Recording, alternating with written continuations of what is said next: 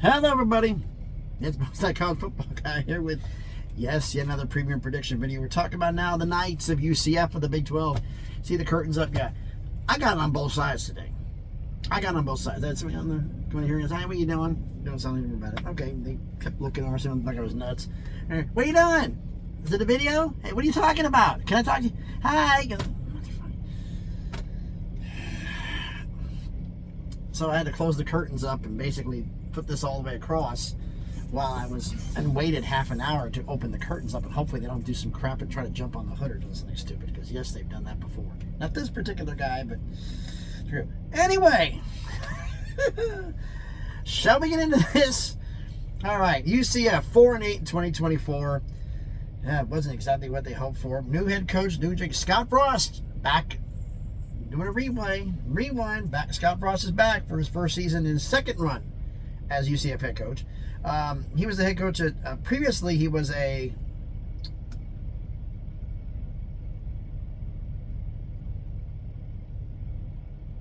senior analyst for the Los Angeles Rams. In his previous run, 2016, 2017, before he left to go to Nebraska, he was 19-7 at UCF. Gus Malzahn, the previous head coach, is now the OC at Florida State. Like the OG coaches, they does not want to be the head coach anymore and deal with this NIL anymore. Steve Cooper begins his first season as the offensive coordinator and tight ends coach. He was previously an offensive analyst at Boise State. Yes, an offensive analyst at Boise State becomes the offensive coordinator at UCF. Do your own joke. There were two previous co-offensive coordinators. Tim Harris Jr.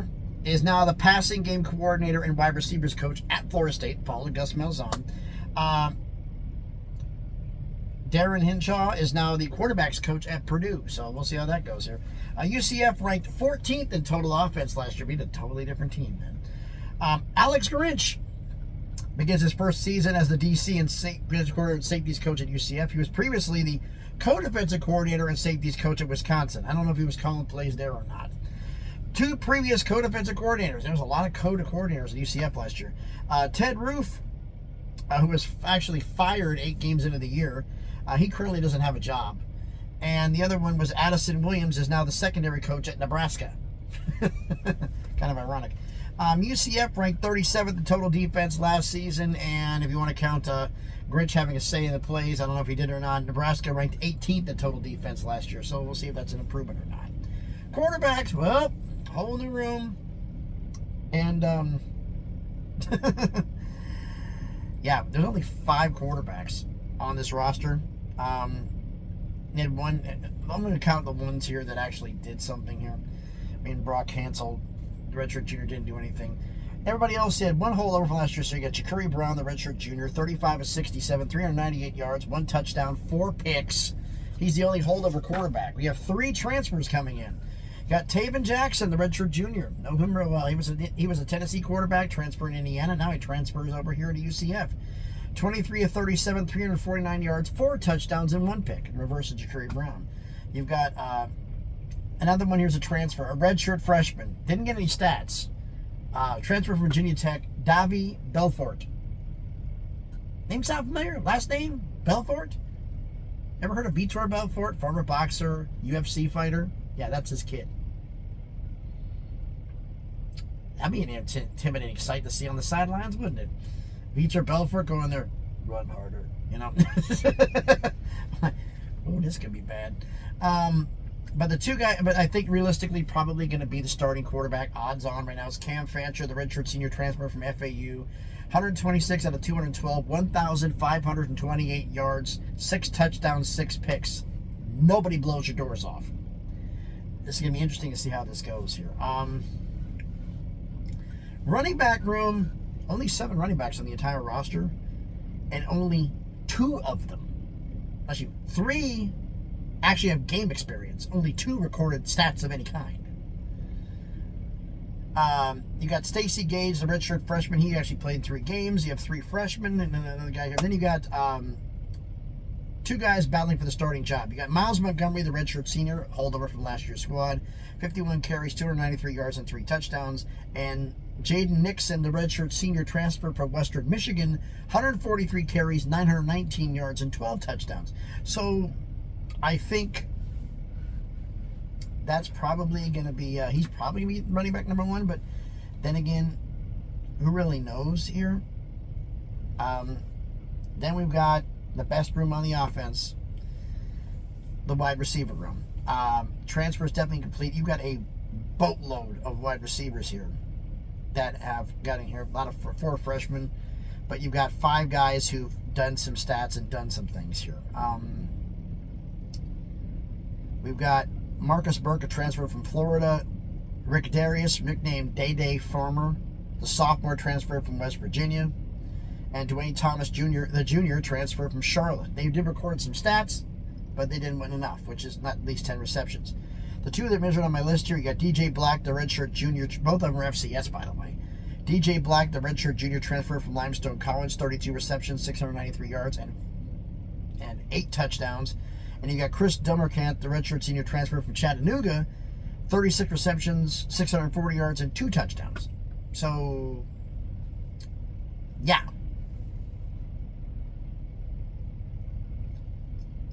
Wide receiver room is probably the best in offense. I mean, that and the line room maybe, but I think wide receivers are better. Tight end room is only 6. There's 6 tight ends on the entire roster.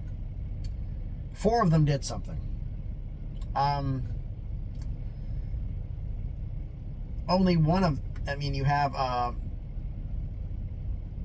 Dallin Debo Coleman, the redshirt senior. He's actually a UCF guard, but he's going to play tight end. We'll see how that goes. And then you've got Kylan Fox, the redshirt, Kylan Fox, the sophomore. He did record some stats last year, as did Max Diag, the redshirt sophomore transfer from Appalachian State. The only one who actually did any stats of any kind, really, was Dylan Wade, the junior transfer from Maryland, 29 receptions, 374 yards, and 2 touchdowns. So, offense isn't exactly that impressive. Offensive line, like I said, there is a lot of transfers in the offensive line room, and it's kind of a blend between upperclassmen and underclassmen. It's pretty balanced. How well is all this going to blend together? We're going to see. Defense. Let's get here. The defensive line. The defensive transfers will definitely determine who starts. A boatload of guys on the roster. Almost 20. 12 did something. I'm like, okay, that's compared to the offense, that's actually pretty damn good, right? I mean, we'll go to the ones who actually did something, not exactly the best. Anthony Coxum, the redshirt senior transfer from West Virginia Westland. Keyshawn Hudson, the redshirt junior. Andrew Rumpf, the redshirt sophomore. Tyreek Robinson, the redshirt freshman. Rodney Laura, the redshirt sophomore. Jameel Johnson, the redshirt junior. All these guys are actually, Rodney Laura is a transfer from North Carolina. Jameel Laura, redshirt junior. We also have, see all those guys there. Those are all the ones that did less than 10 tackles, or 20 if you're FCS. Who are the ones who actually did something here? Well, we've got a grand total of 6 who did something. So let's look at the worst to first, like I like to do. Isaiah Nixon, the redshirt sophomore, holdover from last year's squad, 11 tackles and a sack. We've got, next up would be Malachi Lawrence, the redshirt senior, 15 tackles, 5 sacks, a forced fumble, and a pass deflection. Made the most of his opportunities. 15 tackles, 5 sacks. Damn. We'll see, that's going to move forward into this. Next up, we have Sincere Edwards, the sophomore transfer from Pitt. So as a true freshman last year at Pitt, 17 tackles, 3 sacks, and 2 pass deflections. We got Jefferson LaFontaine, the transfer from Bethune-Cookman. Actually, he didn't qualify. I wrote him down as 18 tackles. That's FCS, so he didn't qualify. He was just under that, so never mind for that. Top 2 are 2. We've got RJ Jackson Jr., the junior, transfer from Tulsa, 35 tackles, 3 sacks, and 2 pass deflections. And number 1 is Nigel Kelly, the senior, holdover from last year's squad, 53 tackles, 5.5 sacks, 3 forced fumbles, and a pass deflection. Defensive line looks pretty good here. Linebacker room, 9 linebackers on the entire roster, and that's counting the freshmen. Only 5 of them did anything. The ones who did something, let's talk about TJ Bullard, the redshirt junior, holder from last year's squad. And Cam Moore, the redshirt junior, also another holdover. They had less than 10 tackles. So the ones who did something here, we had one at FCS, and good Lord, was he a beast. I'm going to actually save FCS for last. Both of these two are transfers. Lewis Carter, the junior transfer from Oklahoma, 23 tackles and a forced fumble. Killy Lawson, the redshirt senior transfer from Virginia Tech, 40 tackles and interception and forced pass deflections. And then we got Cole Kozlowski, the senior transfer from Colgate. It's Colgate. 121 tackles, 4 sacks, a forced fumble, and a pick. He's going to do something. I don't know how much he's going to do, but he's going to do something with that many damn tackles. 121? He should be able to get at least 30 or 40, right? Interesting to see how that goes. And then we got the best room on the defense, the secondary, the DB room. We've got a total of, I forgot to mark down how many guys we had here. 3, 4, 6, 7, 8. Wow. 14 guys who did at least something. Not bad at all. Now, those who actually, did less than the stat limit in here, we're talking about Jair Brown, the redshirt junior transfer from LSU. Damari Henderson, the redshirt junior. Christian Peterson, the sophomore. Jalen Hayward, called AP, the sophomore. Isaiah Reed, the redshirt senior, transfer from Brown. All the previous guys I mentioned were holders from last year's squad. And Brandon Jacob, the sophomore transfer from Maryland. Didn't get less than the stat limit here. Now, the ones who did something here, I'll take a look here real quick. Any of these guys are FCS? Answer. No. A lot of transfers, though. I mean, a lot of transfers. All right, worst to first. Jaden Gould, the redshirt junior transfer from Syracuse, 10 tackles. Okay. We've got Jakari Henderson, the redshirt junior, holdover from last year's squad, 13 tackles. We have Antoine Jackson, the junior, also holder from last year's squad, 13 tackles, 1 interception, and 3 pass deflections. Okay. We've got DJ Bell, the redshirt junior transfer from Memphis, 16 tackles, a pick, and 5 pass deflections. All right, now we're starting to get somewhere. Okay, now we're getting somewhere. We've got Braden Marshall, the junior, holdover from last year's squad, 22 tackles, a pick, and 3 pass deflections. Not bad. Then we go up here to Jaden Williams, the redshirt senior transfer from Florida Atlantic. 25 tackles, 2 picks, and a pass deflection. Then we got these two beasts. Jaden Bellamy, the redshirt junior transfer from Syracuse. Yeah, Syracuse and FAU, Virginia. A lot of the guys ended up here. I don't mind. But Jaden Bellamy, the redshirt junior transfer from Syracuse, 34 tackles, 2 picks, one of them a pick 6, and 6 pass deflections. And Philip Dunham, the senior transfer from FAU, Florida Atlantic, 54 tackles, a forced fumble, 3 picks, 4 pass deflections. Yeah, secondary can make some plays. Defense is pretty good. Offense, we're going to see here. So, all right. So we get into the schedule prediction now that we've gone through the roster. Okay, schedule predictions. They start off the season on a Thursday night at home against Jacksonville State. This is the season opener for both schools, and ironically, it's the first ever meeting between Jacksonville State and UCF. The Rich Rod era at Jacksonville State is over. New head coach there. New head coach at UCF. I've seen the Jacksonville State roster. I trust the UCF roster more than Jacksonville State. UCF gets the win at home against Jack State. Home against North Carolina A&T. North Carolina A&T plays on the road at Tennessee State the week before. That'll be a tough game for them. First ever meeting between North Carolina A&T and UCF. They'll get that win. Then they come out of the win. They got a bye. And they're at home against the Tar Heels. North Carolina. Belichick coming to Central Florida, Orlando. North Carolina plays Richmond the week before, so you actually got 2 weeks to get ready for this. It's also the first ever meeting between North Carolina and UCF. You've got 2 weeks, and it's still ain't going to matter because North Carolina is a hell of a lot more talented than you. I like Gio Lopez over any of the quarterbacks you got. North Carolina's going to beat you at home. Then we get to the fun part here. You start conference play on the road at Kansas State. Damn, we'll talk about a way to start a schedule. Kansas State has a bye the week before. So you're playing North Carolina. They got 2 weeks to get ready for you, and you're on the road. Last meeting was in 2023. Kansas State won 44-31 in Manhattan. Kansas State is looking to go 3-0 all-time versus UCF, and guess what? They are going to be 3-0. You're losing to Kansas State.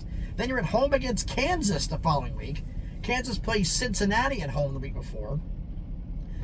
The only time you two ever met was in 2023. Kansas won 51-22 on the road in Lawrence. Kansas is looking to go 2-0 all-time versus UCF. I look at the rosters. This is, excuse me, just too damn close to call. Between these two, the roster's like, so I'm like, okay, who's going to win this? Well, who's at home? UCF's at home. I'm going to give them the win against Kansas, but Kansas could win this game.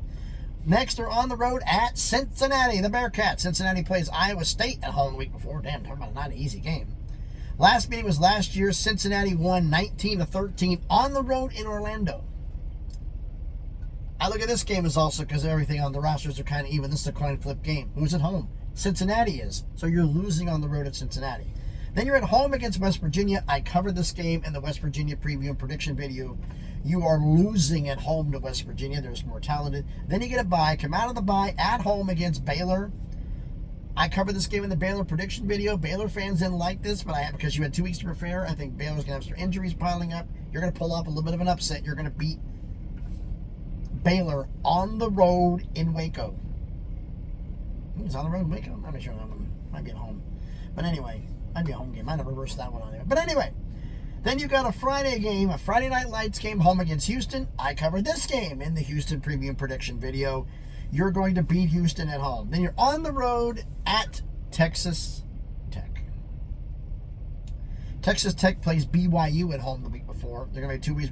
The only meeting between these two ever took place in 2023. Texas Tech won 24-23 on the road in Lubbock. Excuse me. Texas Tech looking to go 2-0 all-time versus UCF.